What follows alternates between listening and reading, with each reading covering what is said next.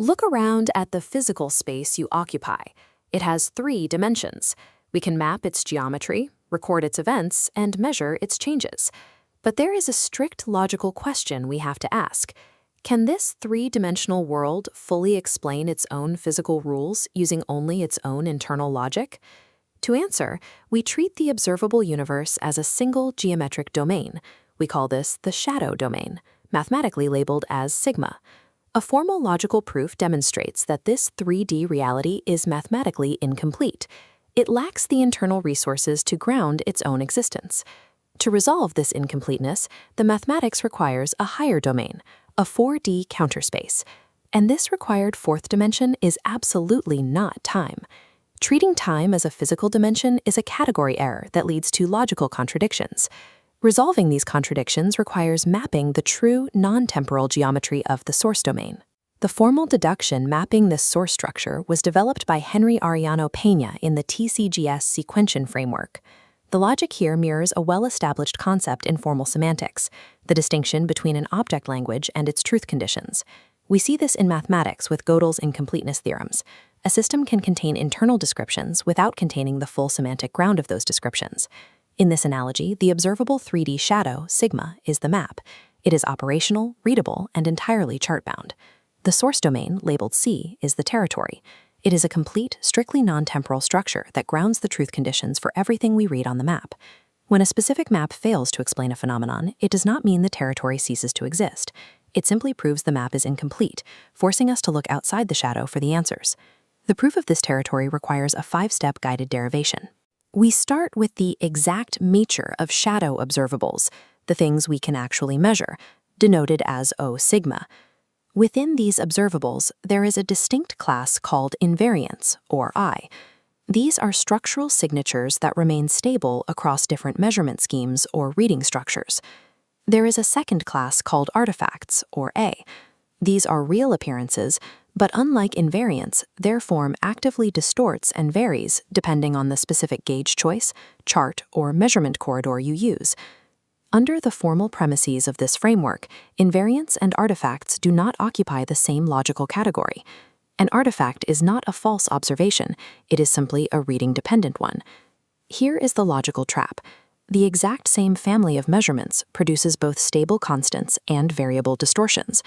The 3D map alone does not contain the information required to explain why one set remains rigid while the other morphs. This brings us to step 2, the logical failure of shadow self-completeness. If we try to contain both clusters entirely within the 3D domain, the logic fractures. The property of stability across different readings cannot mathematically exist inside any single 3D reading. No single slice contains the full geometric data required to stabilize the whole. This leads directly to a formal conclusion. The 3D shadow, sigma, cannot internally ground the distinction between an invariant and an artifact. It is logically incomplete. Which brings us to step 3, the necessity of a common source structure. Because the stability across readings cannot be found within the readings themselves, a higher structure is required to anchor them. This higher structure is defined as the source domain, C. It sits logically prior to the shadow, providing the geometry that casts the cross-sections below. The mathematical translation from this source domain to our shadow observations is governed by the extrinsic constitutive law, or ECL. This law is not the proof of the source itself. It is the mathematical response grammar that makes the source readable. To prevent total logical contradiction, reality requires a domain external to our observables. This domain acts as the structural anchor for everything we measure. Step 4 addresses a persistent category error in physics.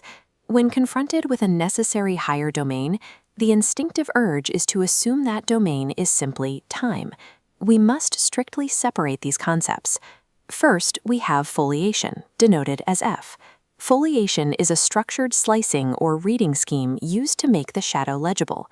It is a mathematical action, not time itself. Next is the foliation index, lambda. This is strictly a bookkeeping label used to order those slices. It sequences the data, but it possesses no intrinsic duration or flow. Finally, we have operational time, tau op.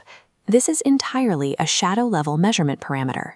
It is a clock read inside the 3D space, heavily dependent on local gauge choices.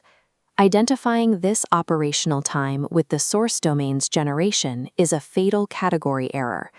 Operational time is a function defined on shadow records. It cannot be the source-level generator of the records on which it is defined. The consequence is stark. Time does not flow in the source. Apparent temporal order is a shadow-level parameterization, not an actual physical process of becoming. Operational time is a byproduct of our measurement map. It is devoid of the physical substance required to act as the true fourth dimension. This lands us at step 5, the derivation of the counter coordinate. We face a final hurdle. If time isn't real at the source level, how does the source encode the relational ordering of these disjointed 3D shadow states? To compare these 3D states non-temporally without collapsing into a logical contradiction, the mathematics requires exactly one additional structural degree. This required degree is defined as the counter coordinate, denoted U. The mathematical conclusion is strict. The dimension of C equals 4. The minimal complete source domain must possess exactly 4 dimensions. This 4D counterspace is a purely geometric anchor. It shares no equivalence with Minkowski spacetime or standard relativity paradigms where time functions as a spatial axis. The fourth dimension is counterspatial source structure. It is an absolute, unavoidable requirement to contain the full relational content of our physical observations. The contrast between this framework and standard models is absolute. In a standard spacetime grid, a clock acts as the fourth axis. In the 4D counterspace model, the clock is pushed entirely down into the flat 3D shadow plane, while the vertical axis represents pure structure.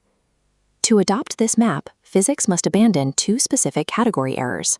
We can no longer treat time as an ontic substance, nor can we treat sequential foliation layers as literal time.